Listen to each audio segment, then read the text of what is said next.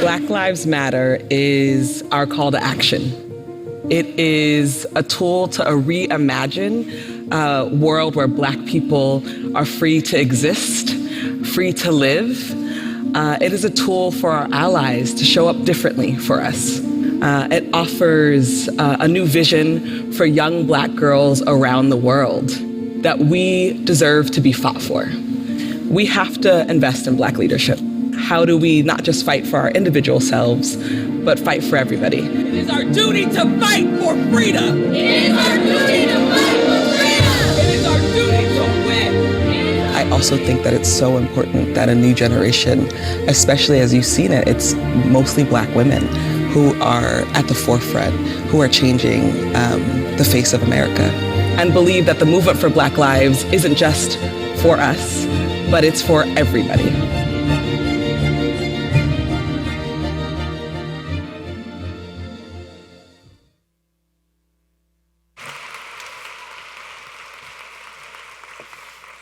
Back again. Did you miss me? You know this. The revolution is intersectional, period. I'm on the phone with people who often say, you know, Leanne, we only focus on women. I'm like, guess what?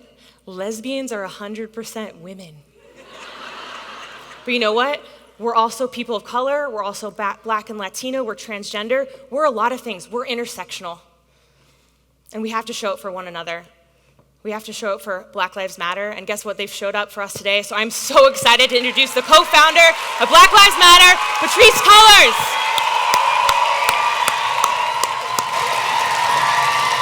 Thank you so much. Thank you.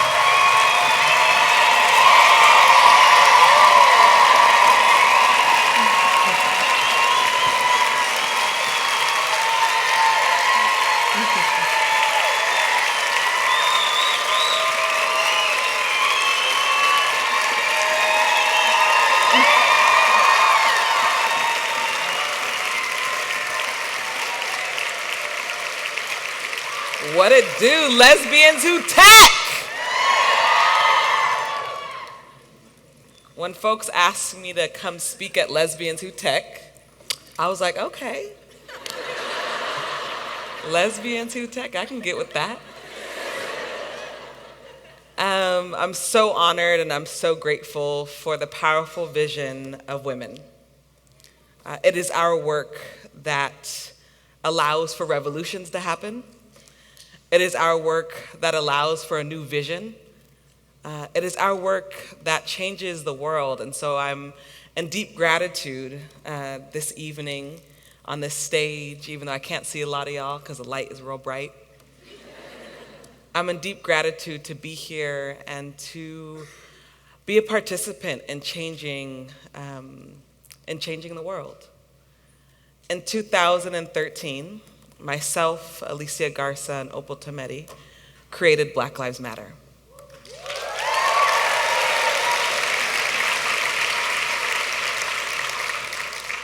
And it wasn't us sitting in a room strategizing about creating this thing. It was spontaneous. The year before, in 2012, we heard about the murder of Trayvon Martin, and we were disturbed. We were scared, but we thought, okay, he's gonna go to trial. And we watched the trial. How many of y'all in the audience, raise your hand if you watched that trial. And we watched the trial and we said, okay, in my own sort of belief system, we all knew that he killed this baby, and so of course, we're gonna see justice. And on July 13th of 2015, George Zimmerman was acquitted of all charges, and he got to go home. And the Black community, we grieved, and we grieved collectively. And I went online, because it's, what we do. And I went to go find some answers. I went to go vent. I went to grieve publicly, and I came across Alicia Garza's love note to us, and she closed it off, Black Lives Matter. And because I love the hashtag, I put a hashtag in front of it. And literally within hours, we would see Black Lives Matter go viral, and I get on the phone with Alicia and I say, I think we got something.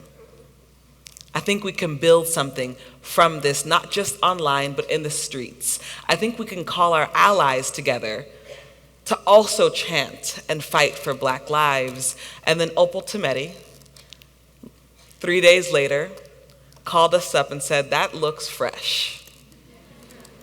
You know, I have this comms background. Let's bring us together. And we did. And we fought for a year, really challenging our friends, our peers, and others to believe in Black Lives Matter. And then 2014 in August, Mike Brown is killed. And in that moment, we witness the catalyzing of a movement. Many of us go down to St. Louis. In fact, myself and a good friend of mine, Darnell Moore, we brought 600 people down to Ferguson. And we had 2 goals. One goal, show up. So often people don't show up. And we said we're going to show up for folks. We're going to show them that we care. We're going to show them that we know that they deserve to not be rubber bulleted, to not be tear gassed. And the second thing we said we're going to do is go back home and organize. And over the last 3 years, you've seen a vibrant movement. Many of y'all have either shut down a highway with us, you've shut down a police station with us, you've called your local authorities, you've made sure that the message around Black Lives Matter is heard. And we thank you for that. We believe Black Lives Matter is a movement for every single person on the planet. It's a global struggle. Wherever there is Black people, there's a time to fight back. Y'all hear that?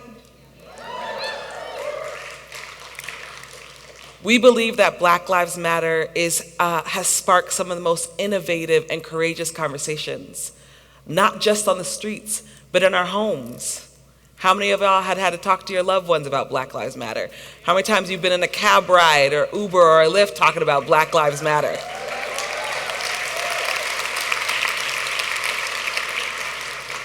How many times have you been in the classroom or your workplace having to talk about Black Lives Matter?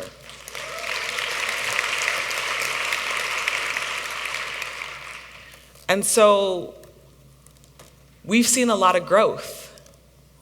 We've seen an entire culture shift and how it talks about Blackness. And then November 8th happened. Y'all remember November 8th? November 8th happened, and I cried. How many of y'all cried? Raise your hand if you cried. I cried, and I really contemplated if I was gonna live in this country.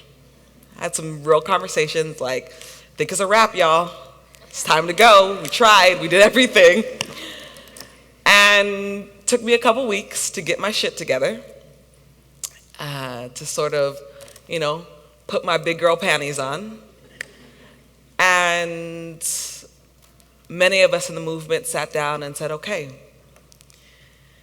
we started something, we gotta finish it. And what we've seen in the last month as 45, because I don't call them anything else but that,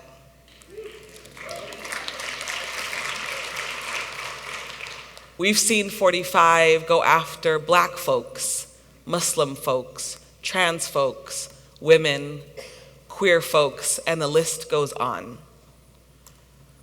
We've seen every branch of government be taken over by the right wing. They call themselves alt-right. I call them white supremacists.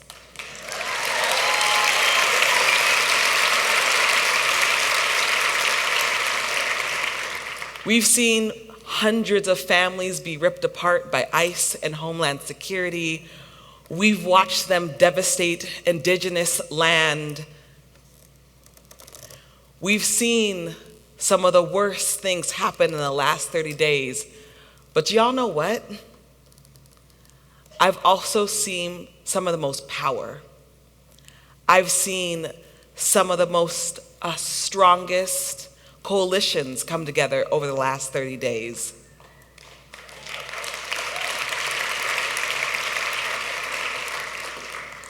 When 45 put a Muslim ban, when he called for the Muslim ban, we saw folks rush to airports. Lawyers give pro bono work. We saw the tech industry stand up. Executive order after executive order, our communities, some of the most marginalized communities, had said, we ain't going out like this. And so I'm grateful. And even though we got a long 3 years and 11 months, I'm grateful that I get to do it with y'all.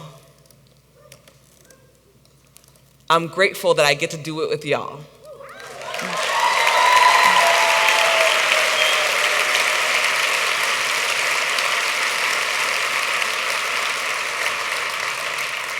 And I believe, I really, really, really believe that we will win. I do.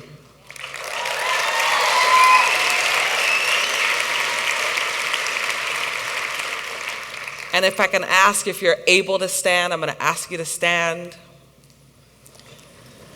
And